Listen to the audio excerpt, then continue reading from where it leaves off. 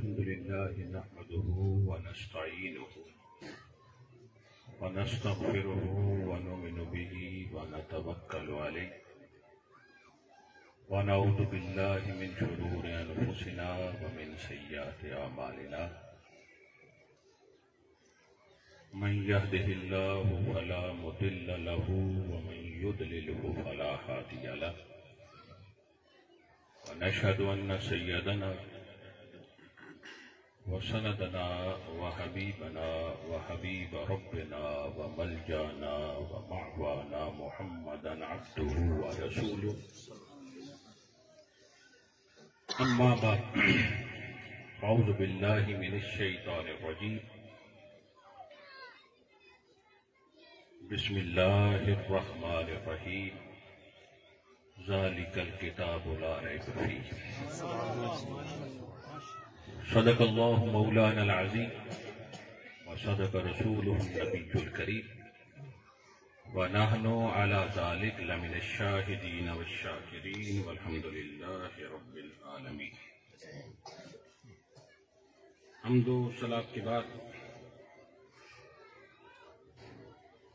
محترم المقام یادگار اسلاف استاد القرآن زینت القرآن حضرت قاری محمد عبد الرؤوف صاحب دامت برکاتہم القدسیہ خطیب اسلام حضرت علامہ مولانا مفتی شیر زمان صاحب زید مجدہ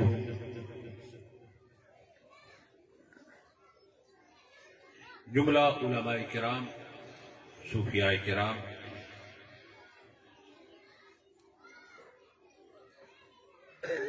خوبصورت جامع محفل پاک ہمارے محب و مخلص احباب کے زیر اہتمام یہ محفل انعقاد پذیر ہے. دعا کرتے ہیں اللہ رب العزت میرا آنا آپ سب کا آنا اپنی بارگاہ کے اندر قبول و منظور فرمائے. حافظ کیسر صاحب اور ان کے عزیزان کو مزید برکتیں عطا فرمائے, حضور کی سچی غلامی عطا فرمائے, دین کی سمجھ عطا فرمائے اور دین پر عمل کرنے کی توفیق عطا فرمائے. دوستو, عظیم اجتماع ہے اور عظیم پڑھے لکھے علماء موجود ہیں جن کی وجہ سے اس محفل کو چار چاند لگے ہوئے ہیں.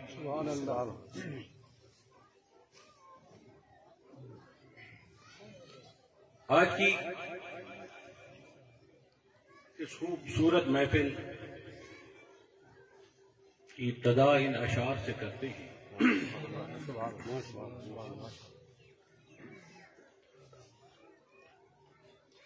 ہر صورت وچ دیدار ڈٹھا,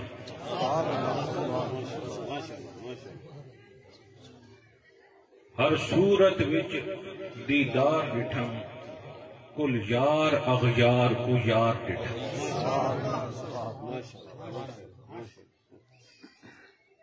خواجہ غلام فرید صاحب کوٹ مٹھن والے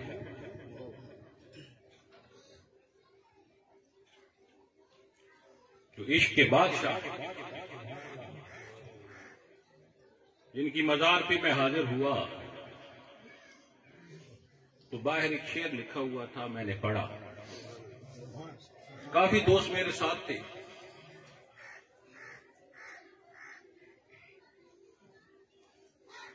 تو وہ شعر پڑھنے کے بعد میں نے ان دوستوں سے کہا کہ میرا کام تو اسی دروازے پہ ہو گیا ہے. آپ اگر چاہتے ہیں تو اندر ہو آتے ہیں. وہ شعر یہ تھا, خلقت نو جیندی گول ہے, خلقت نو جیندی گول ہے, ہر دم فرید دیکھو. سبحان اللہ. وہ فرماتے ہیں ہر صورت وچ دیدار ڈٹھم کل یار اغیار کو یار. جدھر دیکھتا ہوں تیرے جلوے نظر آتے. اپنا ہے پرایا ہے. یار کے جلوے نظر آتے ہیں. بنانے والا. یاد رکھو تخلیق کا کمال نہیں ہوتا، خالق کا کمال. یہ میز ہے، میز. اس میز کا کمال نہیں ہے، جس نے اسے بنایا ہے اس کا کمال ہے، جس نے ہر چیز کو سنبھالا ہوا. ہر صورت وچ دیدار ڈٹھم.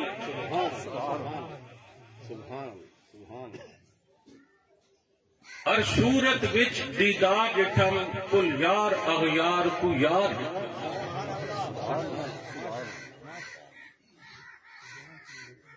آگے فرماتے ہیں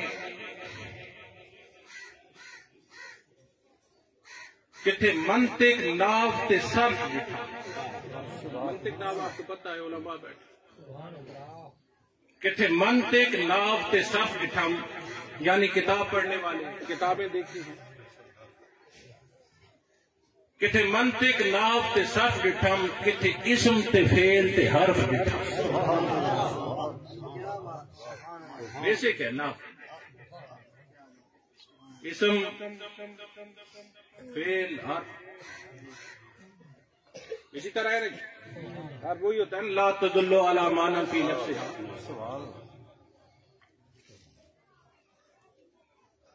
کتنے منطق ناف تے صرف ڈٹھم کتنے اسم تے فعل تے حرف ڈٹھم. ہر معنی ہر طرف. ہر معنی ہر چوگوٹ ڈٹھم چوتھاٹ.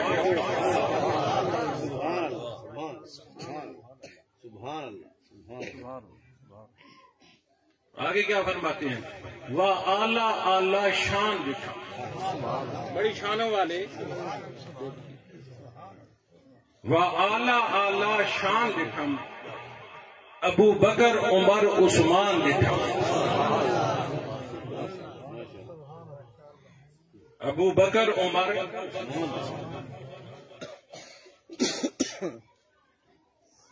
دوستو ان لوگوں کا اپنا ایک حال ہے، اپنا انداز ہے. یہ جدھر نگاہ اٹھاتے ہیں تو تخلیق کو نہیں دیکھتے، اس خالق کو دیکھتے ہیں کہ اس خالق نے اسے بنایا کیسے.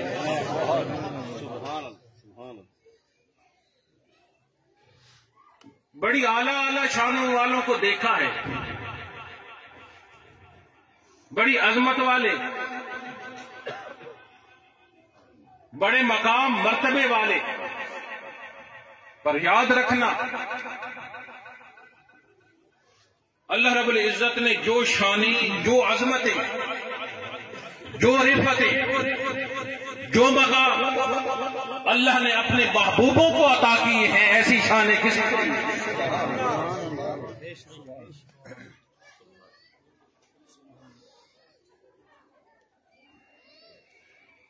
آپ ایک قرآن 13ویں پارے میں ایک قصہ پڑھتے ہیں جسے قرآن بھی کہتا ہے یہ احسن القصص ہے.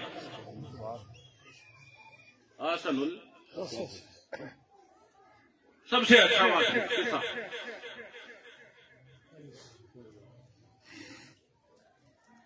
اس میں حضرت یوسف علیہ السلام کی بات کی گئی ہے،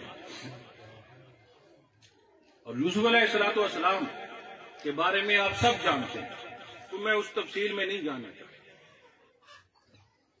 کہ جس طرح انہوں نے خواب دیکھا تھا کہ 11 ستارے، ایک سورج، ایک چاند مجھے سجدہ کرتا ہے، اور اپنے والد گرامی سے بات کی تو انہوں نے کہا لا تقصص رؤیا کا، اس خواب کا ذکر تو نے نہیں کرنا، بات نہیں کرنی.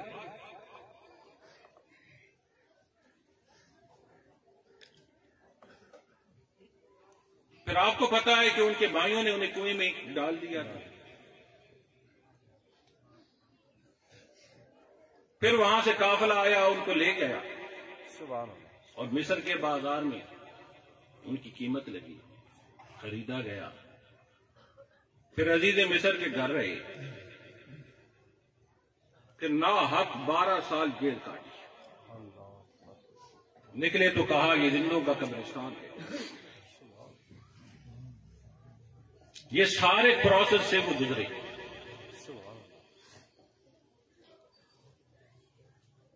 پھر اللہ رب العزت نے کیا کیا؟ ایک دن آیا کہ وہ مصر کے بادشاہ بنے. جب مصر کے بادشاہ بن گئے، اب تو وہ بکے تھے اس بازار میں. تو اللہ رب العزت نے کیا کیا کہ ان کو مصر کا بادشاہ بنایا. صرف بادشاہ نہیں بنایا، مصر والوں کو ان کے دروازے پہ بھیج دیا. کہا جاؤ. اب وہ آئے نہ جائے. قحط تھا 7 سال، دولت لے کے آئے. کرنسی جو تھی اس وقت یوسف علیہ السلام کو دیتے، اور دینے کے بعد کہتے کہ آپ ہمیں دانے دیں، گندم دیں تاکہ ہم کھائیں. یوسف علیہ السلام کیا کرتے؟ کرنسی لے لیتے تھے اور پھر ان کو گندم دے دیتے تھے. سال بیتا، مصر والوں کے پاس اس وقت کی جو کرنسی تھی وہ ختم ہو گئی. اس کے مالک یوسف علیہ السلام. دوسرا سال آیا نہیں جاتا. پھر گندم کی ضرورت تھی، 7 سال جو قحط تھا. پھر وہ آئے. اب ان کے پاس کیا تھی؟ جیولری تھی، سونا تھا. وہ لے کے آتے اور یوسف علیہ السلام کو سونا دیتے، ہیرے سونے ان کو دیتے اور کہتے گندم دیتے. آپ گندم دے دیتے، وہ لے لیتے. 2 سال بھی. تیسرا سال آیا. اب مصر والوں نے کیا کیا؟ ان کی جائیدادوں کی جو ڈاکومنٹس تھے، کاغذات تھے، جو ان کی جائیدادیں تھیں، وہ لے کے آ کے یوسف علیہ السلام کو دیتے اور کہتے یہ لے لیں اور بدلے میں کیا کریں کہ ہمیں گندم دے دیں. آپ نے لے لیے اور بدلے میں گندم دے دیں. 3 سال بیت گئے. چوتھا سال آیا تو اب کیا تھا؟ ان کے پاس مال مویشی، بکریاں، گائے، یہ جو تھے بچ گئے، وہ لے کے آتے. بکریاں، گائے آ کے یوسف علیہ السلام کو دیتے اور کہتے گندم دے دیجیے. 4 سال بیتے تو مصر والوں کے پاس بکریاں ختم ہو گئیں، گائے ختم ہو گئی. وہ یوسف علیہ السلام کو دے آئے اور بدلے میں گندم لے کے کھا گئے. ابھی 3 سال باقی تھے. 3 سال باقی تھے. ان کے پاس تھے غلام، جو اس وقت انسان بکتے تھے، غلام ہوتے تھے. انگلش میں اسے سلیب کہتے ہیں. وہ ان کو پکڑ کے لاتے اور کہتے یہ آپ پر بک گئے، بدلے میں ہمیں گندم دے دیجیے. آپ گندم عطا کر دیتے تھے اور ان کو لے کے اپنے پاس رکھ دیتے. 5 سال بیت گئے. 6واں سال آیا تو ان کے پاس دولت بھی ختم تھی. جیولری، سونا، ہیرے، وہ بھی ختم تھی. جائیدادیں بھی ان کی نہیں رہی تھی. اور ان کے پاس مال مویشی بھی ختم ہو گئے. ان کے پاس اب بچ گئی تھی، غلام بھی دے بیٹھے تھے، ان کی اولادیں بچ گئی تھی، بیٹے بیٹیاں وہ، اب ان کو پکڑ پکڑ کے لاتے اور یوسف علیہ السلام سے کہتے ان کو لے لیں اور بدلے میں گندم دے دیجیے۔ آپ لے لیتے اور گندم دے دیتے۔ 6 سال بیتا، ان کی اولادیں جو تھیں وہ یوسف کی غلام ہو چکی تھی۔ اب ان کے پاس کچھ نہ بچا، دولت، زیور، جائیدادیں، مال مویشی، غلام، اولادیں، کچھ نہ بچا، جانے بچ گئے۔ خود آ کے کہتے اے یوسف علیہ السلام، آج سے ہم تیرے غلام ہیں اور آپ ہمارے آقا ہیں، ہم آپ پہ بک گئے، اب کیا کریں، ہمیں گندم دے دیجیے۔ یوسف علیہ السلام گندم جو تھی وہ دے دیتے اور انہیں کہتے ٹھیک ہے، آپ رہیں، جائیدادیں آپ کے پاس ہیں، وہ جو آپ نے دی تھی وہ مالک میں ہوں، آپ استعمال کریں، مال مویشی آپ استعمال کریں، مالک میں۔ اب مصر میں ایسی کرنسی نہیں تھی جس کے مالک یوسف نہ ہو، ایسا سونا نہیں تھا جس کے مالک یوسف نہ ہو، ایسی جائیداد نہ تھی جس کے مالک یوسف نہ ہو، ایسے مال مویشی نہیں تھے جس کے مالک یوسف نہ ہو، ایسے غلام نہیں تھے جن کے آقا یوسف نہ ہو، مصر والوں کی ایسی اولادیں نہیں تھیں جن کے آقا یوسف نہ ہو، اور مصر والے ایسے نہیں تھے جن کے آقا یوسف نہ ہو۔ سارے مصر کو اللہ نے اٹھا کے یوسف کا غلام کر دیا، اس لیے کل یہ نہ کہے کہ مصر والوں کا یوسف غلام تھا، سارے مصر کو اٹھا کے یوسف کا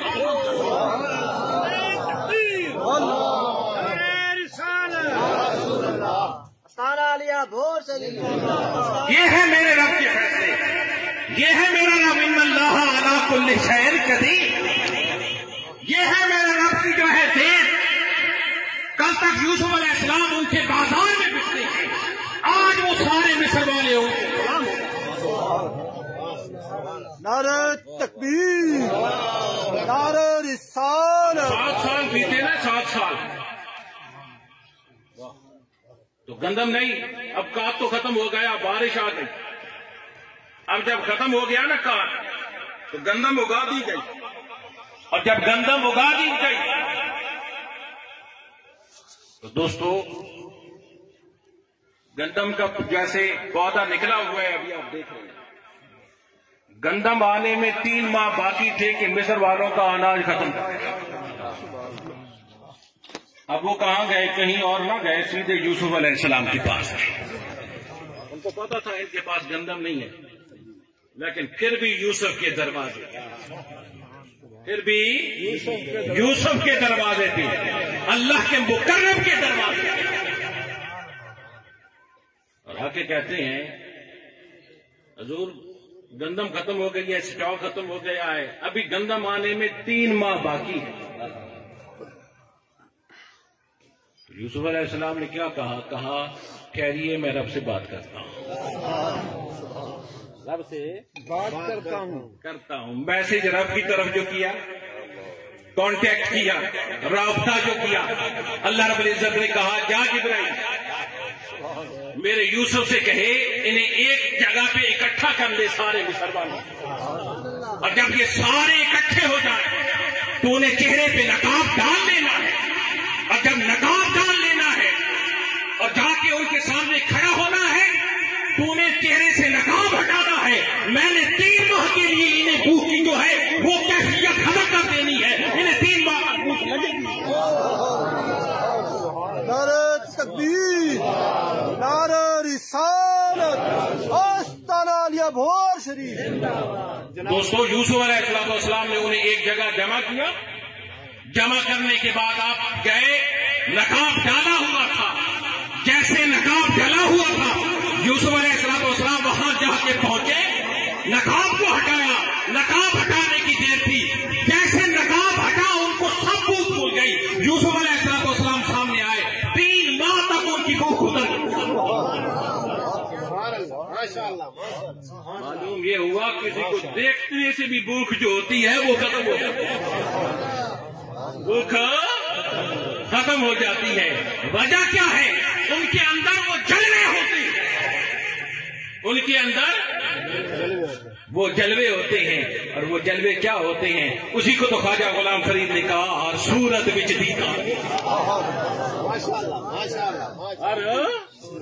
ہر صورت وچ دیدار ڈٹھم, کل یار اغیار کو یار کتنے منگتے کے لحظ تے سب ڈٹھم, کتنے اسم تے فعل تے ہر ڈٹھم, ہر مانے ہر طرف ڈٹھم, جو گوٹھ ڈٹھم تو با اعلی اعلی شان ڈٹھم, حسنین تے شاہ مردان ڈٹھم, با اعلی اعلی شان ڈٹھم, حسنین تے شاہ مردان ڈٹھم, ابو بکر عمر عثمان ڈٹھم, وہ پاک نبی مختار. دوستو یہ ہے شان والے. ان کو دیکھنے سے کیا ہوتا ہے؟ بس ان کو دیکھنے کی دیر ہوتی ہے, جلوے آتے ہیں اس کے نظر, جلوے نظر آتے ہیں. یہی جلوے تو حضرت اسید ابن حضیر نے قرآن پڑھتے ہوئے دیکھے. یہی جلوے اسید ابن حضیر نے قرآن پڑھتے ہوئے دیکھے تھے. جو قرآن پڑھتا ہے رات کو اس کا کیا رنگ ہوتا ہے جانتے ہیں؟ حضرت اسید ابن حضیر رات کو قرآن کی تلاوت کر رہے تھے, اور تلاوت کرتے کرتے اچانک آپ کا گھوڑا بندھا ہوا تھا, وہ اس میں حرکت آ گئی, جنبش آ گئی. اور جب جنبش آ گئی, حدیث پاک میں آتا ہے, تو اسید ابن حضیر کہتے ہیں مجھے ایسے لگتا تھا ابھی اپنے پاؤں جو ہے میرے بیٹا جو ساتھ سویا ہوا ہے اس کے اوپر دیکھا تو اس میں حرکت ہے گھوڑے کے اندر. حضرت اسید ابن حضیر نے قرآن کی تلاوت روکی, جیسے رکی اب آرام سے کھڑا ہو گیا. دوستو قرآن پڑھتے تھے اس میں حرکت آتی, اور روکتے تھے تو وہ رک جاتا تھا. اسی حال میں باہر نکلے تو آسمانوں کی طرف دیکھا تو آسمان موجود نہیں, آسمان موجود نہیں تھا, آسمان موجود نہیں ہے. حیران, آج آسمان کدھر چلا گیا؟ ہر طرف روشنیاں نظر آتی تھیں, لائٹس چل رہی. اندر آئے, کیا ماجرا ہے؟ میں قرآن پڑھتا ہوں, گھوڑے میں حرکت آتی ہے, عجیب رات میں. باہر نکلتا ہوں تو آسمان نظر نہیں آتا. کسی کشمکش میں یار رات بیت گئی, فجر کی آذان ہو گئی. فجر کی آذان ہوتی ہے. اسید ابن حضیر خیال کرتے ہیں عجیب واقعہ ہوا ہے, وضو کرتا ہوں, نماز کے لیے تیاری کرتا ہوں, جلدی جلدی مسجد نبوی پہنچ کے سرکار سے عرض کرتا ہوں معاملہ کیا ہے, معاملہ کیا. اسید ابن حضیر نے وضو کیا, وضو کرنے کے بعد تازہ وضو کیا, کرنے کے بعد نکلے گھر سے, پہنچے سرکار دو عالم علیہ الصلوۃ والسلام کی بارگاہ میں. نماز کا وقت تھا. یار کیسی نماز تھی, صحابہ پڑھنے والے تھے, مدینے والا پڑھانے والا.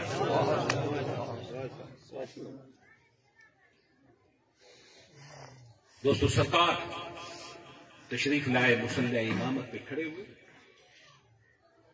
نماز پڑھائی. فجر کی نماز تھی. نماز پڑھانے کے بعد صحابہ نے اپنی باتیں جو عرض کرنی تھی وہ عرض کی. سید ابن حضیر کی بھی باری آ گئی. عرض کی حضور آج رات کو عجیب معاملہ ہوا, عجیب معاملہ ہوا. میں قرآن پڑھ رہا تھا, اچانک میرے گھوڑا جو تھا وہ جمپ لگانے لگ گیا, حرکت آ گئی, جنبش آ گئی. باہر نکلا تو آسمان نہیں تھا, ہر طرف روشنیاں نظر آتی تھی. یا رسول اللہ کیا ماجرا ہے, کیا معاملہ ہے؟ میرے آقا علیہ الصلوۃ والسلام نے کیا فرمایا؟ فرمایا سید ابن حذیر قرآن پڑھا، قرآن پڑھا کر۔ کہا حضور پڑھتا تو ہوں، وجہ کیا ہے؟ سرکار نے فرمایا ہے سید ابن حذیر، تو نے جب قرآن پڑھا اس قرآن کی تلاوت کی برکت سے اللہ رب العزت نے عالم ملائکہ اور تیرے درمیان جو حجابات تھے وہ ہٹا۔ باہر نکلا تجھے آسمان نظر نہیں آتا تھا، تو کہتا ہے وہ روشنیاں تھیں، وہ لائٹس تھی، وہ لائٹس نہیں تھی، وہ تو ملائکہ تھے میری رب کی تسبیح کر رہے تھے۔ اور تو کہتا ہے گھوڑا حرکت میں آ جاتا، تو قرآن پڑھتا تھا، تجھ پر اللہ رب العزت کی رحمت برستی تھی، رحمت برستی تھی، رحمت برستی تھی۔ جیسے رحمت برستی تھی تو کیا ہے؟ رحمت برستی تھی تو تجھ پر بھی برستی تھی، تیرے ساتھ گھوڑا جو بندھا ہوا تھا وہ بھی خالی نہ رہتا تھا۔ بولیے یار، جو قرآن پڑھتا ہے رات مسلح پہ ہوتا ہے، رات پہ ہوئے تھے بے دردان، رات پہ ہوئے تھے بے دردان، نیند پیاری آوے تے درد مدانو یاد سجن دی، یاد سجن دی، سدیاں آنے دی۔ سید ابن حذیر نے قرآن پڑھا اور اللہ رب العزت نے ان کے پر تجلیات کی بارش کی، تجلیات کی بارش کی۔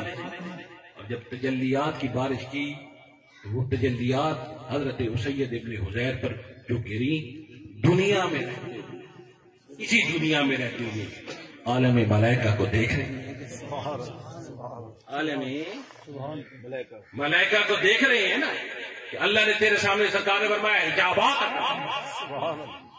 دنیا میں تھے، اسی دنیا میں، اور دیکھا کہاں جا رہا ہے؟ عالم ملائکہ کے اندر۔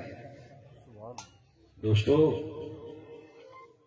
سید ابن حذیر قرآن پڑھے، قرآن پڑھے، اس کے درمیان عالم ملائکہ اور اس کے درمیان حجابات ہٹ جاتے ہیں۔ مدینے والے کی کیا شان ہے، جس کی وجہ سے سارے شان والوں کو شانیں ملی، عظمتیں ملی ہیں، رفتیں ملی ہیں، قرآن انہیں کی رحمان کا فتح انہیں کے ساتھ۔ جب سید ابن حذیر قرآن کی تلاوت کرے تو ایک جہان سے دوسرے جہان میں وہ دیکھ سکتا، جس کے صدقے یہ ساری شانیں ملی ہیں، وہ عالم برزخ میں رہتے ہوئے عالم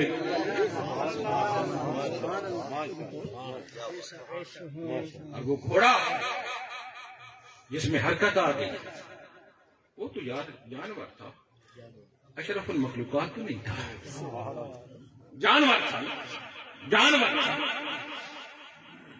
بس کیا تھا؟ ذکر والے کے قریب تھا، رات جو مسلح پہ تھا اس کے قریب تھا، جانور پر اس کے قریب تھا۔ دوستو بات یہ ہے کہ وہ جانور گھوڑا ہو یا کوئی بھی جانور ہو، ذکر والے کے قریب ہو، اللہ رب العزت اس ذکر والے پر رحمت برسائے تو جانور خالی نہیں رہتا۔ جب جانور خالی نہیں رہتا تو جو انسان ہے وہ ذکر والے سے نعرہ تکبیر، نعرہ رسالت، سیدی مرشدی، ذکر والے کے قریب بیٹھ جائے تو وہ خالی کیسے رہ سکتا ہے؟ اس لیے تو اللہ والوں کے قریب ہم بیٹھتے ہیں، ان کی صحبت میسر آتی ہے۔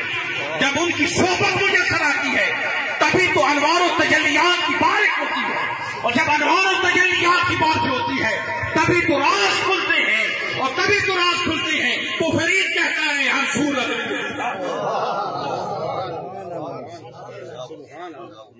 ہر صورت وچ دیدار، تبھی تو راز کھلتے ہیں، تو پھر ہر جگہ یار کی جلوے نظر آتے ہیں، ہر طرف جس چھو دیکھتا ہے ادھر یار کے جلوے ہی جلوے ہوتے ہیں، اور اس میں گم رہتا ہے اب جب اس میں گم رہتا ہے تو ایک دن ان جلووں میں گم رہ رہ کے یہ حال ہو جاتا ہے وہ خود بھی گم ہو جاتا ہے۔ میں کس کی لوں خبر مجھے اپنی خبر نہیں، میں کس کی لوں خبر مجھے اپنی خبر نہیں، اسے خبر نہیں رہتی، بس وہ اس میں ایسا گم ہوتا ہے، بس اسی کی جلووں میں بس سر جھکائے رہتا ہے، اور جب سر جھکائے رہتا ہے دل میں ہے تصویر یار، جب چاہی گردن جھکائی دیکھ لی، بس سر جھکاتا ہے، ادھر سر جھکاتا ہے، بس سر جھکانے کی دیر ہوتی ہے، اندر کی جو نشریات ہوتی ہیں وہ چل پڑتی ہے۔ اب یہاں فاصلے معنی نہیں رکھتے ہیں، ڈسٹینس معاملہ جو ہے معنی نہیں رکھتی، دوریاں معنی نہیں رکھتی، عام سا موبائل ہے یار، انسان کی ایجاد ہے، کوئی امریکہ میں بیٹھا ہے یا کوئی یورپ میں بیٹھا ہے، جہاں بھی ہے بس وہ ہاں نیٹ آن کرتا ہے، ادھر سے آپ اسے دیکھتے ہیں وہ آپ کو دیکھتا ہے، یہ انسان کی ایجاد ہے، اور جن پہ کرم ہوتا ہے یار یہ تو رسول اللہ،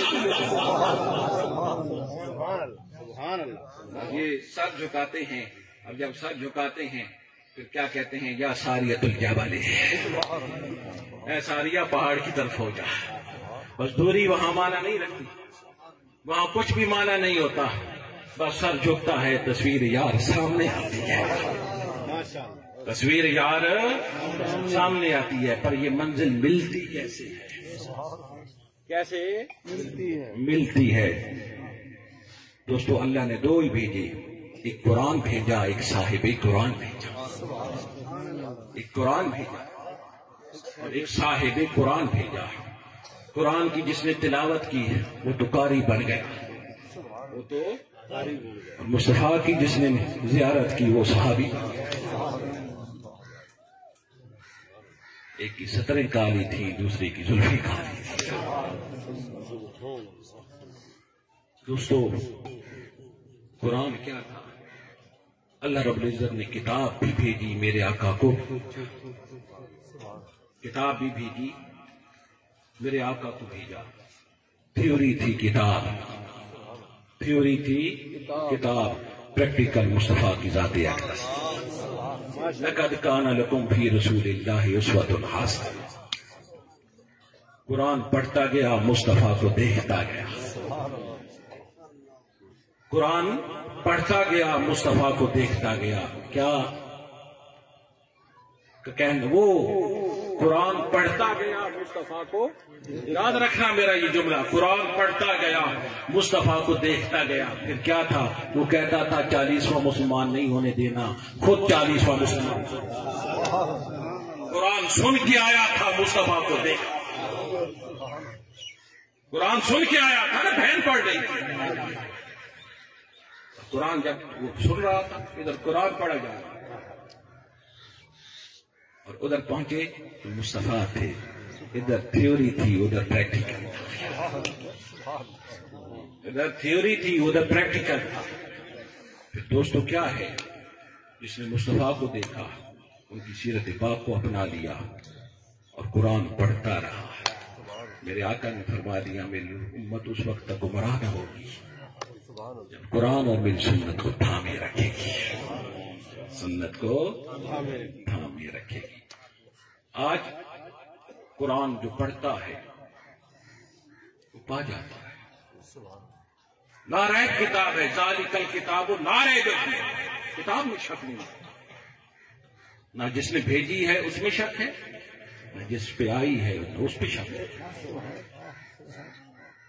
اور جو لانے والا ہے جبرائیل اس میں بھی شک نہیں ہے،